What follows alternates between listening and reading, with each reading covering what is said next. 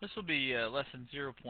Today we're going to do some more algebra review, and this algebra review is based with graphing quadratic equations. Last class we graphed linear equations with slope-intercept form, and also went from standard to slope-intercept form. But today we're going to look at quadratic equation. What makes a quadratic equation a quadratic equation is this little guy right here, that x to the second power. When you have a variable to the second power, that is a quadratic equation. Now, you worked with these last year. Again, it was at the end of the year, so this is a little bit more fresh than the other stuff. But what we want to do is we want to go through and label A, B, C value. Now, your standard form for a quadratic equation is y equals, it's right here in the writing, A times x squared plus b times x plus c, where a, b, and c are just integers, okay, whatever those numbers may be. So if we look at this, the a is always what's with your x squared. So what number's in front of the x squared? There's nothing there, but we use a 1 to hold the place value, because if it was 0, it'd be 0. There wouldn't be an x squared. What's the b value? That is with just the x, so that would be negative 6. Very, very, very important to be careful with your negatives. And then c would be the constant, the number by itself, which would be 7. Okay. So now when we graph this, when we graph these quadratic equations, we're going to get what we call a quadratic or a parabola. It's either going to open up like this. Now the easiest way to tell if it's going to open up like this is if you look at the a value. If you look at this a value right here, and a is greater than 0, meaning a is a positive number, this graph is going to be smiling, and it's going to look like this. So in this one is going to open up because our a value is 1.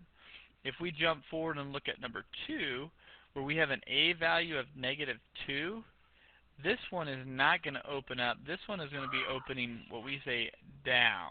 Okay, I always look at this as a happy face versus a frowny face. If a is negative, meaning if a is less than 0, that is going to be a frowny face like this. Negative people frown. So if a is negative, negative people, they frown a lot. So if your a is negative, it's going to open down like this, okay? Now, when we have one that opens up like this, it has this minimum point down here. This is like a low point. Now, this would be the lowest point that graph gets, and then it starts going up. Now, it doesn't have a max point because it keeps going up forever and ever, amen. Now, as opposed to this one that opens down, this one doesn't have a minimum point because it keeps going down forever and ever, amen. But it does have a max height up here. Now, if you look at this, I think, what is this value, 5 right here? This graph right here is never going to get above 5. You know, just like down here, this one, it looks like it's never going to get below 6 or negative 6, okay? So when we have a value of less than 0, that means that we're going to have a frowny face, and we will have a max value. Now, that max value is going to be very important as we start to graph these. And if we have a value of a that is greater than 0 and it opens up, we're going to have a minimum value.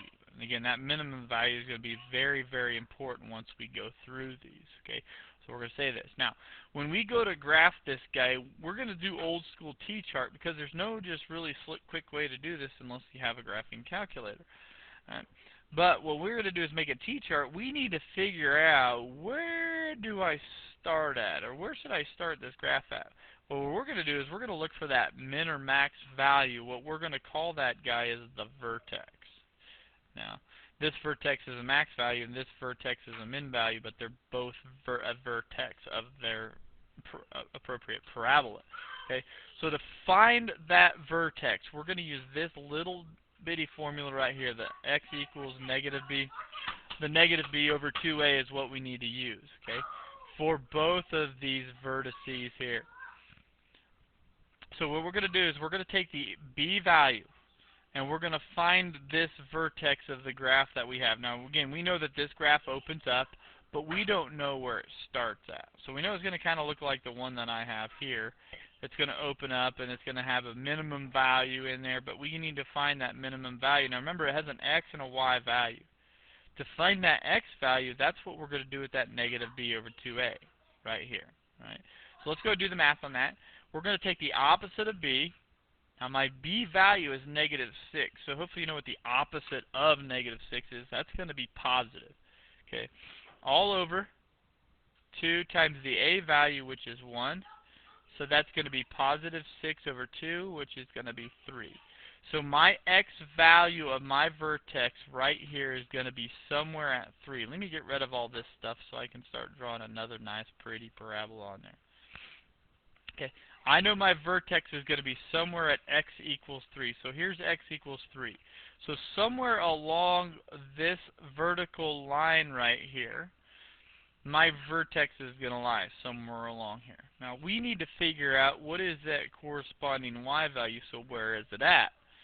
Now, very easily to find y, guys, if we know an x value, all we have to do is just substitute in to find that y value. So that's what we're going to do.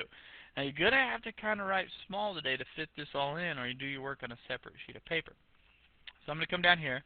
My y value is x squared. Well, the x value I'm looking at is when x is 3. Minus 6 times 3 and plus 7. So what we have is 3 squared is 9. Minus 6 times 3, which is 18. Plus 7. Do the math real quick on that. 9 minus 18 is negative 9. Negative 9 plus 7 is negative 2. So when my x value is 3, my y value is negative 2. So we now know on this graph that at 3, negative 2 is where our vertex, our midpoint of this graph is going to be. And then we can kind of ballpark. We know it's going to open up, so it's going to look something like this. But now to get where these two sides of that parabola go, we're going to have to pick points. Now what I'm going to do is I'm going to start at the vertex. I'm going to go up and I'm going to go down. I'm just going to go 4, 5, 6. And then I'm going to go down. I'm going to go 2, 1, 0. That 0 is nice because we all love to multiply and add and subtract by 0. All right? So we know that our vertex is at an x value of 3, a y value of negative 2. Now this is the axis of symmetry. We'll talk about that here in a little bit, and then actually on the next couple that we do, we're going to graph that first. And actually we already have it graphed, but I'll explain what that means after I get it graphed. Okay, so let's go to the vertex. So the vertex is at 3, negative 2. We've already calculated that. We calculated that right here by finding our x value using the opposite of b over 2a. And then substituting that in to find the corresponding y value.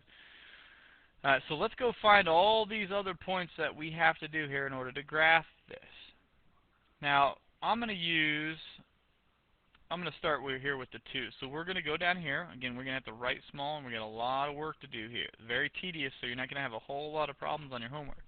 Let's do the 2. We're going to substitute that in. So we're going to go y equals x squared. Well, x is 2. Minus 6 times x, which is 2, plus 7. So exactly what we did here, except instead of substituting in 3, we substituted in 2. So that's going to be 4 minus 12 plus 7. Now remember, we said that this graph is going to open up and go up. So we need to go ahead and say that, hey, my y values are going to get higher from this negative 2. So 4 minus 12 is negative 8. Negative 8 plus 7 is negative 1. So that's negative 1. So that means at 2, I'm at negative 1. And I went up my y values. Let's do the 4 here, and you'll kind of see what happens. So let's go y equals x squared. So 4 squared minus 6 times 4. You see how I substitute everything in? I put in parentheses. There's a reason for that. If there's a negative values, which I will have some negative x values, I keep that negative within the parentheses for that reason. And we have a plus 7. So this is going to be 16 minus 24 plus 7. What that ends up being, 16 minus 24 is negative 8. Negative 8 plus 7 is negative 1. Huh. How about that? So let's look at this. When I went up 1 and down 1 from that vertex, I ended up at 4, negative 1 and 2, negative 1. See how that's just kind of a mirror image over that line, that vertical line, x equals negative 2 that I drew here. So that's what we call our axis of symmetry, meaning that this guy is going to be symmetric, split in half with that line. Okay. So let's go to 1. So let's go to 1. Y equals 1 squared minus 6 times 2 plus 7. That's going to be 1 minus 12. Oh, that should be a 1 right there. My fault. So that should be 1 minus 6 plus 7. That's negative 5 plus 7. Negative 5 plus 7 is 2. And remember, we said this opens up, so my y value should be going up. Now, you guys look at this and take a guess. You might be able to take a guess now. What happens at 5? So at 5 squared, we'll have 5 squared minus 6 times 5 plus 7. That's going to be 25 minus 30 plus 7 equals 2. So at 5, it's 2. We have that symmetry again where I went 2 up, I went 2 down, and I have the same y value just like I did there. Okay, so let's go plot those points. So we'll be at 1, 2, and we'll be at 5, 2. So see what happens here. I'm 1, 2 away from that axis symmetry. I go 1, 2 the other side, and there is my other ordered pair. So let's just go ahead and roll with that. We know that, hey, 6 and 0 are going to have the same y values here as well because of that symmetry. So let's go ahead and substitute 0. And 0 is really easy to work with here because if we watch this, it's go y equals 0 squared minus 6 times 0 plus 7. So all we're left with, that's 0, all we're left with is 7. So my y value of both of these are going to be 7. So at 0, 7, and then watch, I can use this axis of symmetry, go 3 to it, so I go 3 away from it, and I'll be at 6, 7 as well. And then we can sketch our nice pretty, what we call a parabola. Okay, so you dealt with those last year in algebra, and we're going to deal with them a little bit here in geometry as well. And then you'll really hit those hard next year when you get into Algebra 2 and Advanced Algebra 2 and on into college algebra. So let's go back and finish this stuff now. The axis of symmetry is that vertical line that splits that graph in half. Well, the equation of this vertical line is x equals 3. If you remember from algebra last year, the equation of a vertical line is x equals 3, and horizontal line is y equals. Horizontal is what I always said for those. Okay. Now let's look at domain and range. Domain and range aren't too difficult concepts in this because the domain is pretty much always going to be the same thing. The domain is what x values can you use, and the range is what y values do you use. Now, with these parabolas, we're not going to have restrictions in our x values, because if we look at this, could I substitute 10 into this equation? Yeah. Could I substitute 1,000? Could I substitute a negative 1,000 in here for y? Yeah. And I can do that and just get another value of y. So what we have here is I can use any value of x.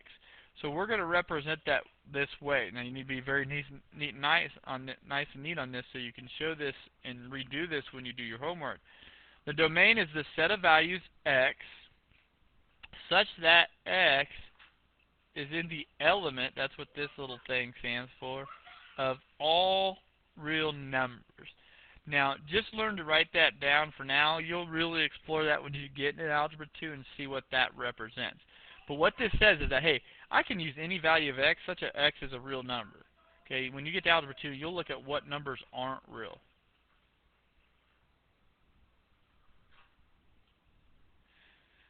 Now, range is going to be our y values. If we look at this, my y values, this graph never goes below this.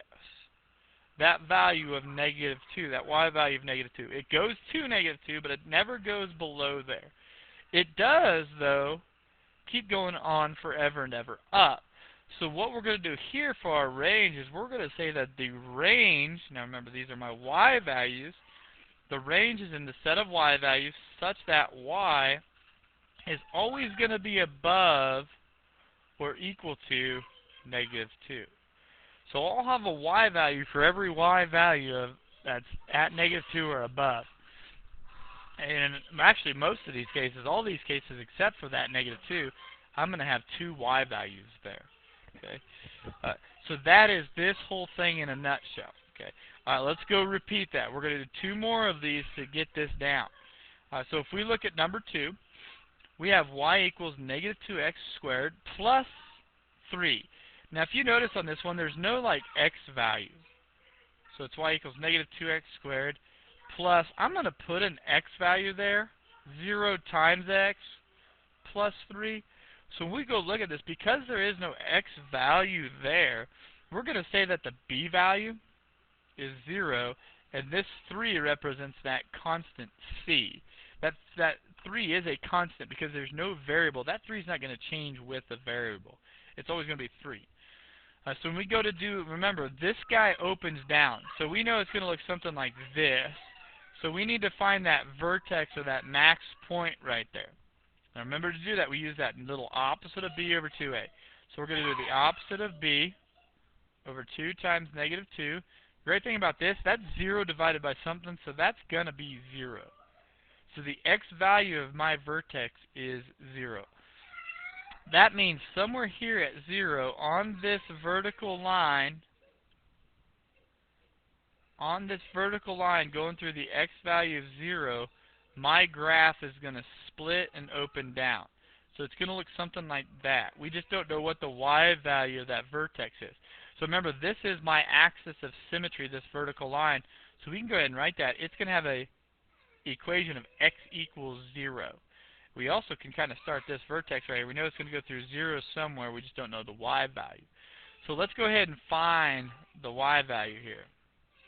And then we'll come back in and fill in our chart, get going on that. Okay. All right. So my y value then, we go y equals negative 2 times 0 squared plus 3.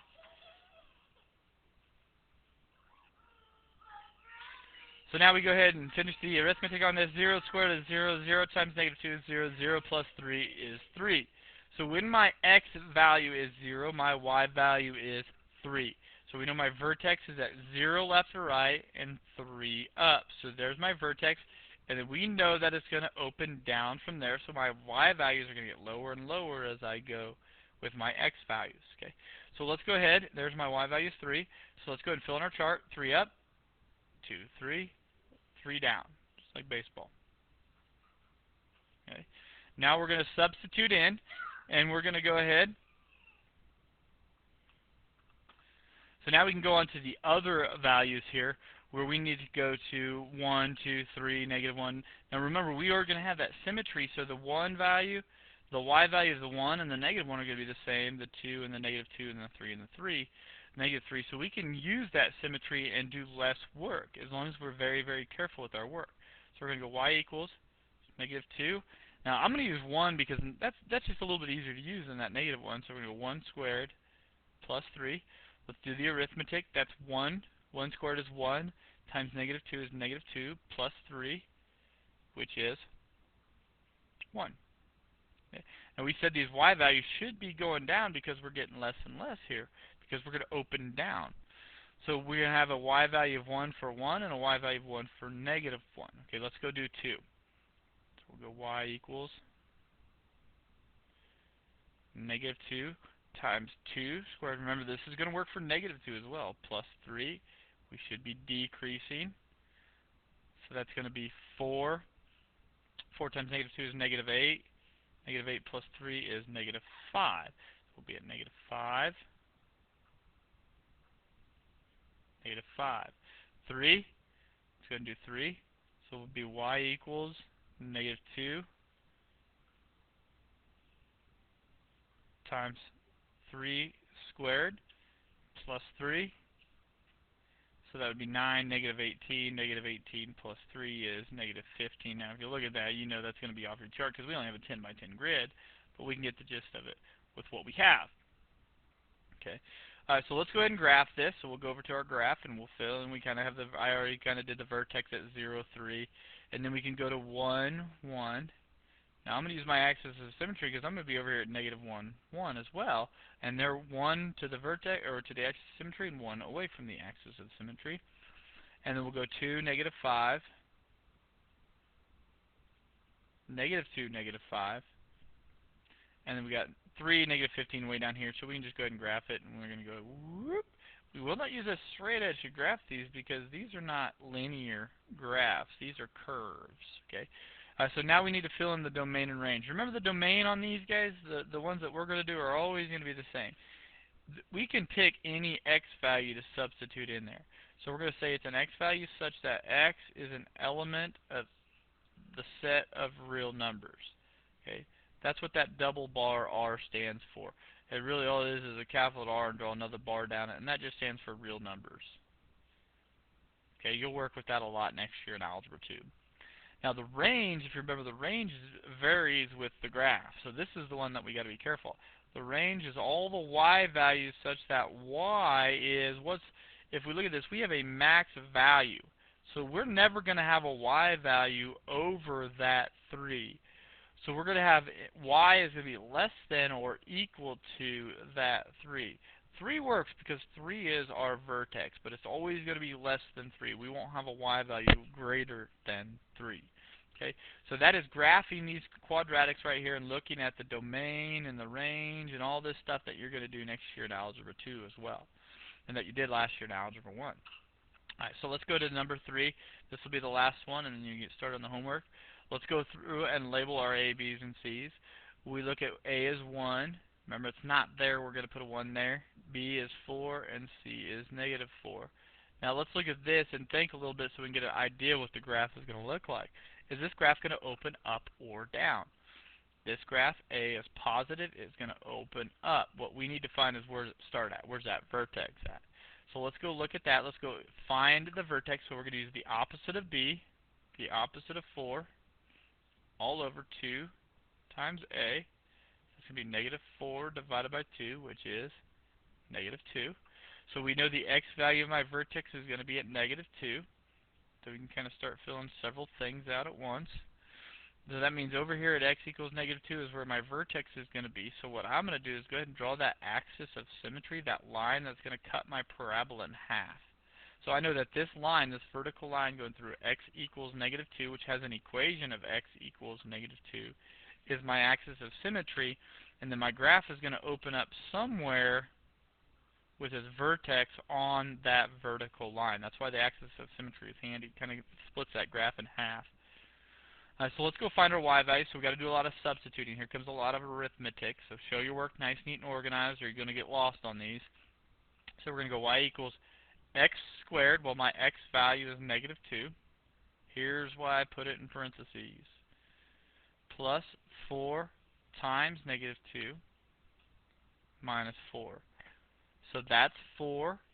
That's going to be negative 8 minus 4. 4 minus 8 is negative 4. Negative 4 minus 4 is negative 8. So my vertex is way down here at negative 2, negative 8. And then we said that it's going to open up from there. So we kind of have a ballpark of what that's going to look like. So we can finish filling this in, and now we can finish our chart here with our x values. Let's go up. So we'll go negative 1, 0, 1. I like these two. Negative 3, negative 4, negative 5. Don't so much like these. So what I'm going to do is I'm going to substitute in. Remember, we have that symmetry where these guys are going to have the same y values. So I'm going to use the prettier numbers. So let's start with negative 1. Not going to be real pretty here, but we can make it work. So we'll go y equals negative 1 squared plus 4 times negative 1 minus 4. So I'm kind of using the work I just had. All I really had to do is change that negative 2 to a negative 1, and it works out that way. Okay. So negative 1 squared is 1. 4 times negative 4 is negative 4 minus 4. Quick arithmetic. 1 minus 4 is negative 3. Negative 3 minus 4 is negative 7. Remember, we said this opens up, so my y values should be getting bigger. Okay. 0 is awesome to use because we can just go y equals 0 squared plus 4 times 0 minus 4. That's gone, that's gone. What we're left with is that negative 4. Okay. Now 1, we got to do a little bit of work here, so we're going to go y equals 1 squared plus 4 times 1 minus 4. That's 1 plus 4 minus 4. That's going to be 5 minus 4, which is 1. Okay. So we have all our ordered pairs now, so we can go ahead and graph this. So let's go ahead and go into our graph. We got our vertex already did that. So now we're going to go to negative 1, negative 7. Now remember, with that axis of symmetry, it makes it easy. I can go over here and just look, alright, 1 there, and go. Okay. 0, negative 4. So we go 0 left to right, negative 4. So then I just go, I'm going 2 to the axis of symmetry, so I go 2 to the other side. There's a mirror image of that. And that's my -4 point. And then 1, 1, -5, 1, and we can go ahead and graph it. Nice pretty curve. We can't use a straight edge to draw these because it isn't a straight edge. So kind of get it looking pretty like that. All right, so now domain. The domain, I already said that these are going to be the same on all of these. So we're going to go, the domain is a set of values x such that x is an element in the set of real numbers with a double bar r. Okay, so that's what that says. The set of values of x, the set is values of x such that x is an element in the set of real numbers. Okay. Now range is the one that's going to vary because we have a minimum value here. We're going to have y values such all those y values are greater than or possibly equal to that -8, because every y value is going to be above -8. -8 is the lowest one I will use, so that's why we put that equals to on there. All right. So there is graphing quadratics. Next class we're going to work with on solving these and what does that mean when we solve a quadratic equation. But your homework here is just to do worksheet 0.2. Remember, if you do have questions, get in here during seminar or before or after school. I would be happy to help you. So good luck.